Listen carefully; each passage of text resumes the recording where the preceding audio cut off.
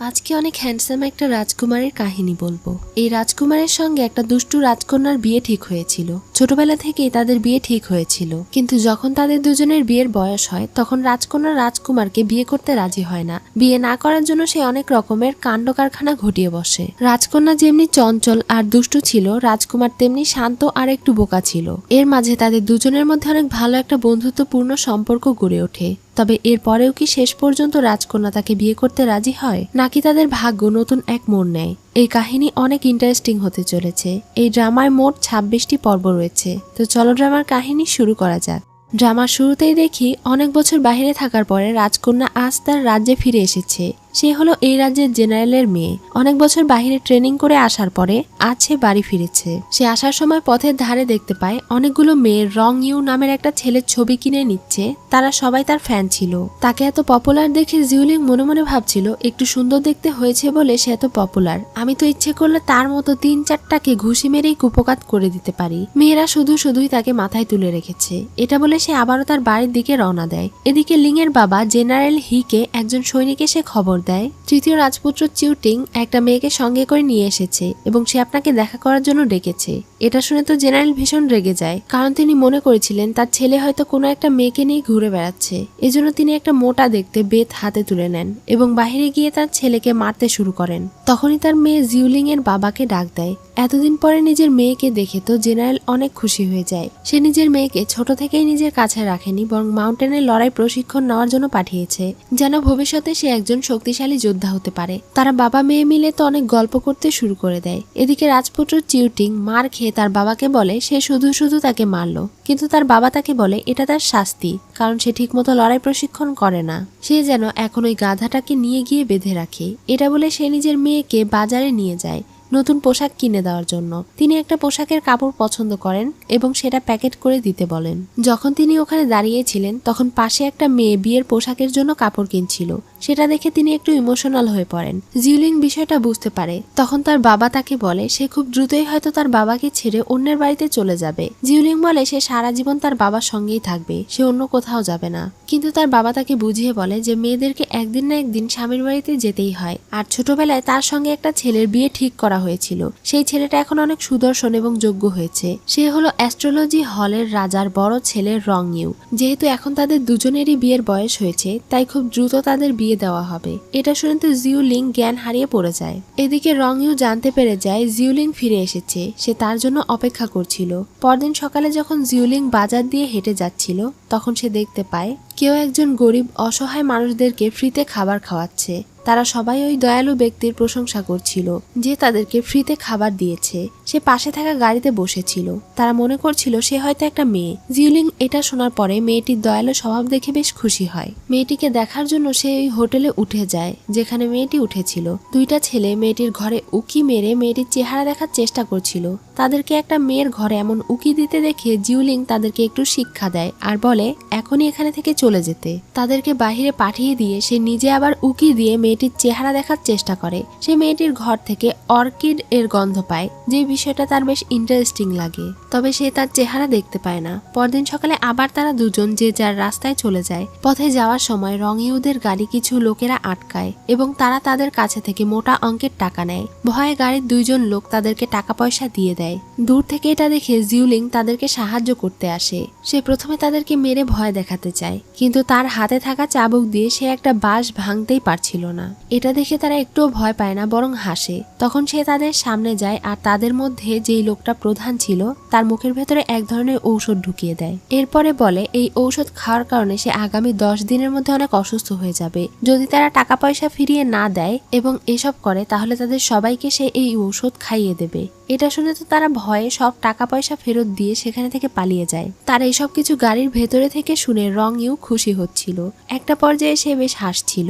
তাদেরকে এমন ভয় দেখিয়ে পাঠিয়ে দেওয়ার পরে জিউলিং রং ইউ এর প্রশংসা করছিল, কারণ সে শহরের গরিব মানুষদেরকে ফ্রিতে খাবার খাইয়েছিল। সে নিজেও এই খাবার খেয়েছে, এজন্য সে তাকে ধন্যবাদ জানায়। যেহেতু তার ধারণা মতে রং ইউ একটা মেয়ে, এজন্য সে তার সঙ্গে সাংজু শহর পর্যন্ত ভ্রমণ করতে চায়। এটা বলে যখন সে ওখানে থেকে চলে যায়, তখন তার লোকেরা তাকে বলে আপনি কি চিনতে পেরেছেন, এটা জিউলিং। আর সে মনে করছে আপনি একটা মেয়ে। রংইউ তখন তাদেরকে বলে তার আসল পরিচয় যেন আপাতত গোপন থাকে। জিউলিং যেটা মনে করেছে তাকে সেটা মনে করতে দাও। সাংজু শহরে পৌঁছানো পর্যন্ত বিষয়টা গোপন থাক। এজন্য তারা জিউলিংকে সঙ্গে করে নিয়ে যেতে রাজি হয়। পথে যেতে যেতে কিছু গরিব মানুষদেরকে দেখে তারা দুজন মিলে তাদেরকে খাবার রুটি দেয়। এই বিষয়টা দেখে জিউলিং এর অনেক ভালো লাগছিল। ছেলেটা তাকে বলে সাংজু শহরে পৌঁছাতে তাদের রাত হয়ে যাবে। এটা শুনে জিউলিং আজ রাতে এখানেই থাকার ব্যবস্থা করতে বলে। রাতে রংইউ বাহিরে একা দাঁড়িয়েছিল এবং ভাবছিল রিলিফের যত টাকা দেওয়া হয়েছিল সেই টাকাগুলো চুরি হয়ে যায়নি, সেগুলো কেউ সরিয়ে ফেলেছে। কিন্তু এর পেছনে কে আছে তা একমাত্র সাংজু শহরে গেলেই জানা যাবে। এরপর সে জিউলিং এর ঘরে তার সঙ্গে দেখা করতে যায়। সে তাকে বলতে চাইছিল যে সে কোনো মেয়ে নয় বরং ছেলে। যখন সে তার ঘরে প্রবেশ করে তখন দেখতে পায় জিউলিং গোসল করছে। এজন্য সে সঙ্গে সঙ্গে পেছনে ঘুরে দাঁড়ায়। তার শরীর থেকে অর্কিডের গন্ধ পেয়ে জিউলিং বুঝতে পারে এইটা সেই মেয়েটি। সে মেয়েটিকে বলে তুমি যখন এখানে চলেই এসেছো তখন তোমাকে একটা কথা বলি। ইদানিং আমার শরীরটা খারাপ করছে আর আমি রাস্তায় আসার সময় প্রয়োজনীয় জিনিসপত্র নিয়ে আসিনি। তোমার কাছে কি স্যানিটারি ন্যাপকিন হবে? এটা শোনা মাত্রই রংইউ অনেক ঘাবড়ে যায় আর সেখানে থেকে বেরিয়ে আসে। বাহিরে এসে সে তার সার্ভেন্টকে বলে কিছু পরিষ্কার কাপড়, তুলা আর সুই সুতা নিয়ে এসে দিতে। তার সার্ভেন্ট তাকে প্রয়োজনীয় জিনিসপত্র নিয়ে এসে দেয়। এরপর সে এগুলো দিয়ে জিউলিং এর জন্য স্যানিটারি ন্যাপকিন তৈরি করে। রাতে জিউলিং এর পেটে অনেক ব্যথা করছিল। সে যখন অস্থির হয়ে দরজা খুলে তখন নিচে তার জন্য কিছু ন্যাপকিন আর স্যুপ রাখা দেখতে পায়। দূর থেকে রংইউ তাকে দেখছিল। জিউলিং তাকে দেখতে পায় না, তবে স্যুপ এবং ন্যাপকিন দেখে তো সে অনেক খুশি হয়ে যায়। তাকে খুশি হতে দেখে তো রংইউয়েরও বেশ ভালো লাগে। পরদিন সকালে যখন তারা সবাই আবারও রওনা দেওয়ার জন্য গাড়ি রেডি করে তখন জিউলিং তাদেরকে বলে আজ তার শরীরটা একটু খারাপ লাগছে, এজন্য সে আলাদা যাবে। তারা যেন তাকে রেখে চলে যায়। এটা শুনে রংইউয়ের মন একটু খারাপ হয়ে যায়। জিউলিং তাকে গত রাতে খাবার এবং কাপড়ের জন্য ধন্যবাদ জানায়, যেটা শুনে রংইউ একটু লজ্জা পেয়ে যায় এবং তাড়াতাড়ি গাড়ি চালাতে বলে। তখন তারা সেখানে থেকে চলে যায়। আর যাবার সময় জিউলিং এর থেকে আলাদা হবার কারণে তার মন খারাপ লাগছিল। এখন 1 মাস পরের সিন দেখানো হয়। জিউলিং তার বান্ধবীর সঙ্গে দেখা করতে চায় এবং তারা দুই বান্ধবী একে অন্যকে দেখে অনেক খুশি হয়। তার বান্ধবী একটা ঘোড়া নিয়ে এসেছিল। তখন সে এই ঘোড়ার উপরে উঠে একটু ঘোড়সাওয়ার করতে যায়। যাবার সময় পথে সে একটা গাড়ির সামনে দাঁড়ায়। এই গাড়ি আর কারো নয় বরং রংইউয়ের ছিল। সে বাড়িতে যাওয়ার জন্য ঘোড়া থেকে নামে। এই ব্যাপারটা খেয়াল করে রংইউয়ের সার্ভেন্ট তাকে জানায়। জিউলিং এর আসার কথা শুনে রংইউ বেশ খুশি হয়ে যায় আর সে তার সার্ভেন্টকে কানে কানে কিছু একটা বলে। জিউলিং যখন চুরি করে রংইউয়ের বাড়িতে ঢোকার চেষ্টা করছিল তখন সে ছাদে উঠে ভাবছিল এত উপর থেকে সে কিভাবে লাফ দিবে। কিন্তু একটু পরেই দুইজন লোক এসে ছাদের সঙ্গে একটা মই লাগিয়ে চলে যায়। এসব দেখে তো তার মাথার মধ্যে কোনো কিছুই ঢুকছিল না। ব্যাপারটা কি হলো তা সে বুঝতে পারছিল না। যাই হোক, এরপরে সে চুপি চুপি রংইউর বাড়ির ভেতরে ঢুকে। এদিকে তার বাবা মিস্টার সুয়ের সাথে কথা বলতে বলতে আসছিল। তখনই সে ওখানে একজনকে লক্ষ্য করে আর তার দিকে নিজের টোকেন ছুঁড়ে মারে। এই টোকেন গিয়ে জিউলিং এর পেছনে অনেক জোরে লাগে আর সে আঘাত পায়। তার বাবা তার পিছু করছিল আর সে তার বাবার কাছে থেকে পালিয়ে বেড়াচ্ছিল। তখন এই বিষয়টা রংইউ নোটিশ করে আর সেখানে চলে আসে। তাকে বাঁচানোর জন্য সে জেনারেলকে বলে আপনার কষ্ট করতে হবে না, আমি নিজেই দেখে নেব এখানে কেউ প্রবেশ করেছে কিনা। আপনি আমাদের প্রাসাদ পরিদর্শন করতে এসেছেন, পরিদর্শন করে যাবেন। তার এই কথা শুনে জেনারেল খুশি হয় এবং সেখানে থেকে চলে যায়। এদিকে জিউলিং আবারও চুপি চুপি সেই মইয়ের সাহায্যে ছাদে উঠে ওপাশে পালিয়ে যায়। এই সবকিছু দূর থেকে রংইউ দেখছিল আর হাসছিল। তার কাছে এই ব্যাপারগুলো অনেক কিউট লাগছিল। জিউলিং এখন বাড়ি ফিরে যায়, যেখানে সবাই বসে খাবার খাচ্ছিল। সিটের উপরে বসতেও তার অনেক কষ্ট হচ্ছিল, কারণ তার বাবা তার পেছনে এত জোরে মেরেছে যে তার পেছন ব্যথা হয়ে আছে। তবে সে এই বিষয়টা কাউকে বুঝতে দেয় না।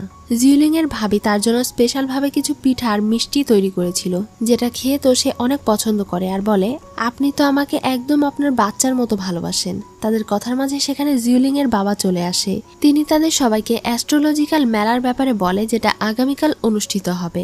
জিউলিং সেই মেলায় যেতে চায়, কিন্তু তার বাবা তাকে নিয়ে যেতে চায় না। তিনি মনে করেন ওই মেলায় গেলে জিউলিং সমস্যার সৃষ্টি করবে, আর তার মেয়ে তো জ্যোতির্বিদ্যায় বিশ্বাস করে না, তাহলে সে ওই মেলায় গিয়ে কি করবে। তিনি তার মেয়েকে রংইউর ব্যাপারেও বলেন, যার সঙ্গে আজ তিনি দেখা করেছেন। তিনি বলেন ছেলেটা অনেক ভালো। যদি জিউলিং রংইউ এর সাথে এঙ্গেজমেন্ট ভেঙে দেয় তাহলে ভবিষ্যতে সে অনেক পস্তাবে। সে অনেক সুযোগ্য এবং ভালো ছেলে। জিউলিং তার বাবাকে বলে আমি তাকে পছন্দ করি না। তার ভাইও তাকে বলে রংইউ অনেক ভালো ছেলে, সে তোমার অনেক ভালো খেয়াল রাখবে এবং তোমার অনেক ভালো হাজবেন্ড হবে। তার বাবাও তার ছেলের সঙ্গে একমত ছিল, কিন্তু এসব কিছু শুনে জিউলিং রেগে সেখানে থেকে উঠে চলে যায়। পরদিন সকালে জিউলিং লুকিয়ে লুকিয়ে অ্যাস্ট্রোলজি মেলায় যাওয়ার জন্য রেডি হয়ে বের হচ্ছিল। তার ছোট ভাইও তাকে সাহায্য করছিল। তার ভাই তাকে চুরি করে একটা টোকেন দেয়, যে টোকেনের সাহায্যে জিউলিং সহজেই ওই মেলায় প্রবেশ করতে পারবে, আর তাকে তেমন কেউ বাধাও দেবে না, কোনো সমস্যাও হবে না। এটা দেওয়ার সময় তার ভাই তাকে বলছিল, আমি তোমাকে সাহায্য করলাম আর ভবিষ্যতেও আমি তোমাকে এভাবেই সাহায্য করব, তাই দয়া করে আমার নাম যেন কাউকে বলো না যে আমি তোমাকে সাহায্য করেছি। জিউলিং তাকে একদম চিন্তা করতে বারণ করে আর বলে, আজ আমি এমন কিছু করব যে রঙেও আমার সঙ্গে তার বিয়ে ভেঙে দিতে বাধ্য হবে। এটা বলে সে ওখানে থেকে দৌড়ে চলে যায়। আর এখানেই আজকের এপিসোড শেষ হয়ে যায়। সো ভিউয়ার্স, আজকের এই এপিসোড তোমাদের কেমন লাগলো তো অবশ্যই কমেন্ট করে জানাবে। আর নেক্সট এপিসোড আসা পর্যন্ত সবাই ভালো থেকো। আর ওয়ার এক্সপ্লেন ওয়ার্ল্ড চ্যানেলটা যেহেতু বন্ধ হয়ে গিয়েছে, তোমরা এই চ্যানেলে সাবস্ক্রাইব করে রেখো।